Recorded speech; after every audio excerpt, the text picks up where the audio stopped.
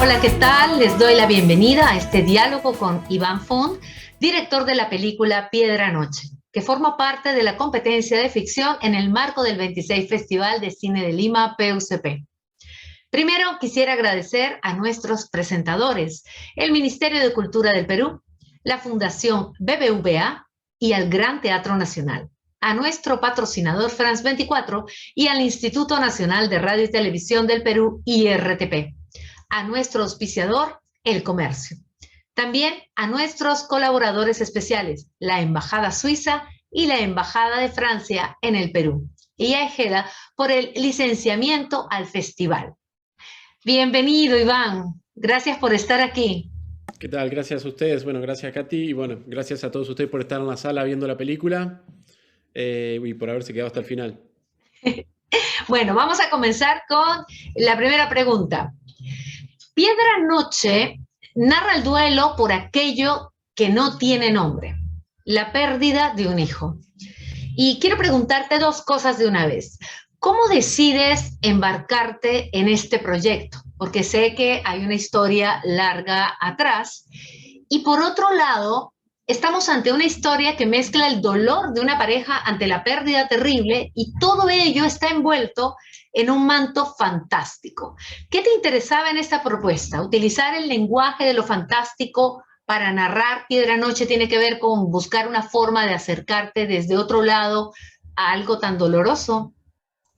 Bueno, como bien decís, el proyecto tiene un origen hace bastante tiempo, hace como unos 10 años. Yo leo el guión original de Santiago Loza, hace muchísimo tiempo, que era muy diferente en ciertos aspectos a lo que termina siendo el guión con el que filmamos la película.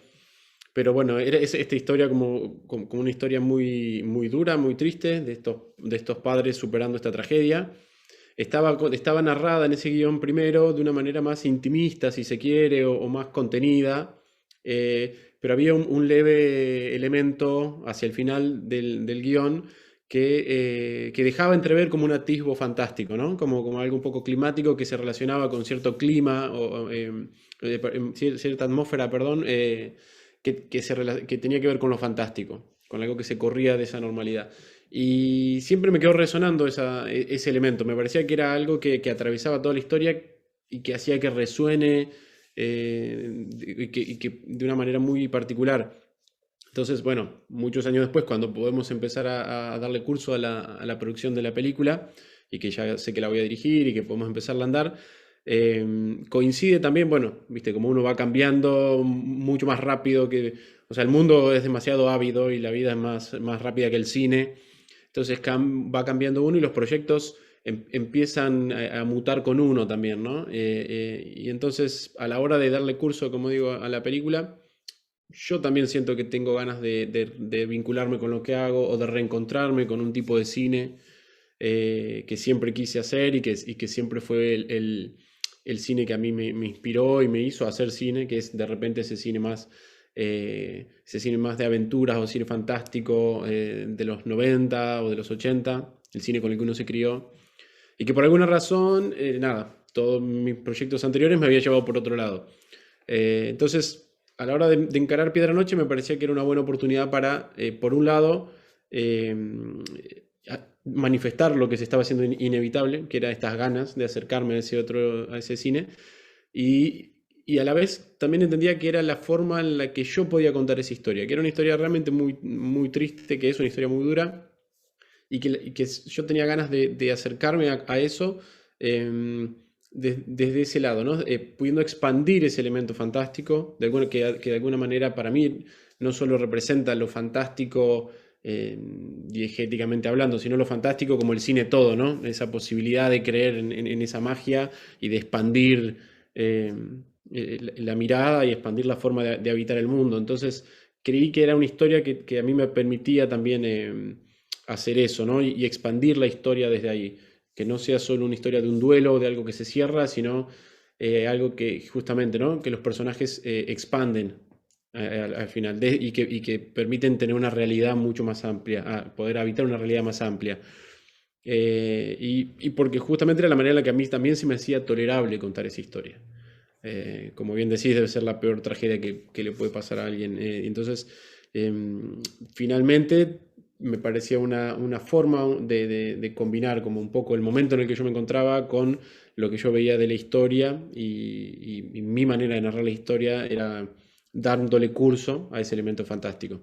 Para esto convoco a Martín Felipe Castañet, que es un novelista de ciencia ficción argentino, y juntos adaptamos el guión de Santiago. Y lo que hacemos básicamente es eso, es empezar a dejar de manifiesto, como te digo, estos elementos que antes estaban un poco más esbozados. Y hacer que la idea de lo fantástico o la idea de ese mundo del cine pudiera abrazar toda la historia y abrazar la narrativa, o sea, desde la historia misma y desde cómo se acompañan los personajes hasta la forma de la película, ¿no? Ya hablando en términos más estrictamente cinematográficos, si se quiere. Porque para mí la película sobre todo, de alguna manera, es estos personajes que terminan cayendo o habitando la mirada de ese niño que no está. Y me parecía que un poco era la forma en que yo podía contar esta historia, era también acompañar esa mirada y permitirme yo también habitar esa mirada de ese niño y el mundo, como esa persona que ya no está lo atravesaba y cómo uno se vincula con su propio recuerdo de la infancia, cómo yo me vinculaba con el cine mismo. Entonces, bueno, un poco de esa ensalada uno empieza como a ir armando el mapa para construir la película. Hay algo que me llamó muchísimo la atención.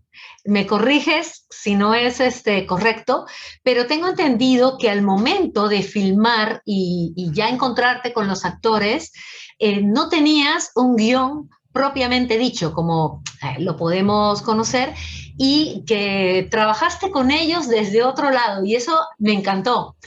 Me da mucha curiosidad si nos puedes contar y como ya se nos va a ir el tiempo, te doy la última pregunta también de una vez.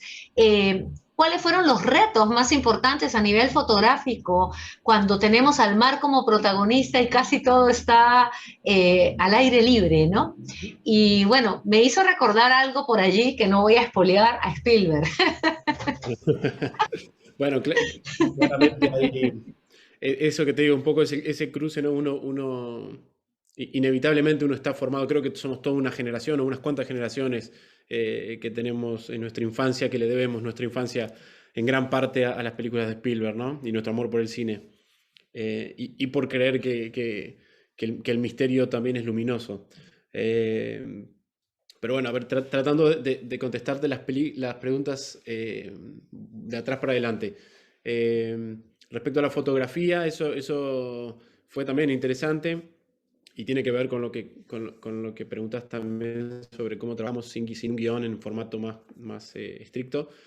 Que la película se filmó toda con luz natural, o sea, no hubo equipo de iluminación, nada. El fotógrafo es Gustavo Schiaffino y con él ya habíamos filmado un par de películas antes, entonces ya nos conocemos bien. El equipo de fotografía tuvo solo dos integrantes, era Gustavo y Dani, que era el foquista, Dani Verón, y bueno, entre ellos dos hicieron, bueno, Gustavo hacía la cámara, la fotografía y Dani todo el resto. Así que bueno, hubo que correr bastante, como bien decís, porque al ser todo luz natural, se filmaba muy pocas horas al día, el clima cambiaba mucho, entonces la dinámica era en cierto sentido bastante parecida a lo que fuera un rodaje de un documental, ¿no? A un dispositivo documental en cuanto a cómo uno se vinculaba con lo que tenía enfrente y cómo uno debía estar atento y flexible para ir adaptándose. Y ahí viene lo del guión también. Como tanto Gustavo y yo también en mis películas anteriores vengo de un cine que tiene más que ver con el cine directo, con el cine documental, un poco más o híbrido si se quiere, así más íntimo, pero de una forma más relacionada al documental. Me parecía que era interesante también abordar esta historia con ese dispositivo, ¿no? A la hora de rodar. Primero porque creo firmemente que es una forma en la que por lo menos a mí me ha demostrado que me permite conectarme con una vida, con una vitalidad o como digo, ¿no? Con un misterio, con una carne de escena que de otra manera a veces es más difícil encontrar. En ese sentido, uno depende muchísimo de la confianza plena y de la comprensión y de entender bien cómo se va a trabajar de todo el equipo y de los actores, por supuesto. Los actores solo recibieron como un cuento que había escrito Martín Castañet de un par de páginas, donde le resumíamos y le poníamos un poco en contexto bien toda la historia para que estuviésemos todos más o menos parados en el mismo suelo. Pero después la manera de trabajar era eso. A la mañana yo bocetaba un poco en base a lo que íbamos a filmar las escenas o diagramaba un poco, la charlaba con los actores, filmábamos un par de horas luego a la tarde, que era cuando no teníamos luz, y a la noche montaba. Yo empezaba a editar y ya empezaba a montar, y en base a eso también decidíamos cómo seguir al día siguiente. Entonces, de una manera muy, en un sentido muy en simultáneo y muy horizontal, no tan secuenciada. No es como, bueno, se escribía un guión, después se filma ese guión, luego se edita, Claro. se filmó. Sino que era algo que estaba en una interrelación constante, iba como creciendo ahí. Y bueno, eso, yo creo que eso, que tuve la gran fortuna de estar conmigo por un equipo y por unos tremendos actores que Sí. supieron sacarle el jugo a esta forma de trabajo, ¿no? Y eso, como digo, es muy exigente en el sentido que da una gran libertad, pero a la vez mucha concentración, porque de Sí, repente sí. las tomas son larguísimas y hay que empezar a estar muy atento ahí dentro. Oye, Iván, se nos acabó el tiempo, pero me parece sumamente interesante y me parece que eres un afortunado por haber podido llevar adelante el rodaje de esa manera. Y además creo que la película tiene un alma que tal vez está impregnada de eso, ¿no? De ese ritmo de grabar en esas condiciones y irlo editando. Así que bueno, nada, te felicito, te mando un abrazo desde acá y te deseamos todos los éxitos en todos los proyectos que vengan y muchísimas gracias por haber estado acá contestando estas preguntas. Muchísimas gracias. Bien, y a ustedes les comento que todos los diálogos con cineastas estarán disponibles en nuestro canal de YouTube, Spotify y en Apple Podcasts. Y les animo a ver todas las películas en competencia y a seguir todas las actividades del festival. Pueden ingresar a nuestras redes sociales y a la página web www.festivaldelima.com para conocer toda la programación. Y recuerden que el cine nos reúne. Hasta pronto. Chao, Iván. Nos vemos, Katy. Gracias.